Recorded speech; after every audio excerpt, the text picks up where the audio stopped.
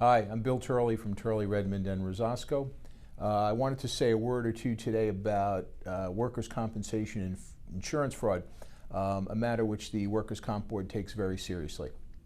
And insurance fraud in the workers' comp system can come in many forms. The most common one, of course, is when you have somebody who's collecting benefits because they claim to be disabled and they are working somewhere off the books and not reporting that income to the insurance company. Okay, that is one of the major areas they look for in fraud. And you know, the thing is that people are under this misconception that if they work, they're not allowed to collect benefits, and that's not entirely true. If you take on a job that is less physically demanding and pays less money than what you were making before you got hurt, you still might be entitled to a collective workers' compensation benefit. That might only be a partial benefit, but you still may be able to collect that benefit. It's what they call reduced earnings. Okay, so in other words, let's say that when you were working full-time and you were working as a carpenter, you made $1,500 a week, but after your injury, you can only work at Home Depot part-time helping customers, not doing any heavy lifting, and you only make $500 a week. That's a case of reduced earnings. But nevertheless, you do have to report those earnings to the insurance company, and whether it's for cash or whether it's on the books. The other area that insurance companies focus on is individuals who are engaged in activities that are not consistent with their claim for disability. So in other words, you're claiming that you're not able to do a lot of physical activities, and yet they put you under surveillance and they catch you doing those activities. So I always give my clients the example of say the person who says they have a bad shoulder and they can't lift their arm any higher than this. If they do it, they are in excruciating pain.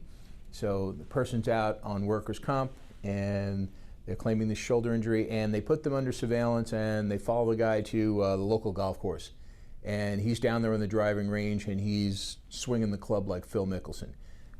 Okay, he's not working off the books and not declaring his income, but he is doing something that is not consistent with his claim for disability, and that would be considered insurance fraud. I've seen many a case torpedoed over videos like that. Fortunately, not too often. Another area too that insurance companies look at, and also the Workers' Compensation Board, is failure to disclose or concealing a prior medical condition. So when you fill out that claim form for workers' comp, it's called the C3 form, one of the final questions they ask you is if you've ever had a prior injury to the same body part or a similar illness. And you have to answer yes or no to that, and if you answer yes, you do have to provide some details about the prior injury or illness. And most of that is, the name of the doctor that you treated with previously. So let's say you're, you have a back injury at work and you're claiming benefits, and you come to this question and you say to yourself, well, gee, 10 years ago, I was having some back issues and I went to the chiropractor for a couple of adjustments. Yeah, you should put that down on the form. You should mention that. And by the way, the insurance company can uncover all kinds of things by just putting your name and your social security number into a database. They can find out about prior car accidents and all kinds of prior treatments, lawsuits, things like that. So it really is best to just be upfront and tell them about your previous injuries. And it really is kind of a big mistake to say, oh, that was nothing, or oh, they'll never find out, because chances are they will. There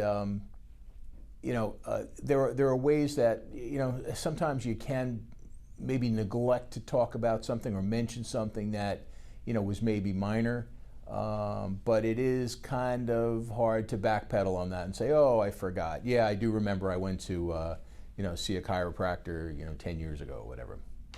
But there are a lot of pitfalls in the fraud area. It's always good to talk to an attorney at the very beginning of your case, so you know how to avoid these pitfalls and what things to avoid claiming and not claiming. Okay. So you can get in touch with us at www.nydisabilitylaw.com or give us a call at 631-582-3700. This is Bill Turley, and thank you for listening.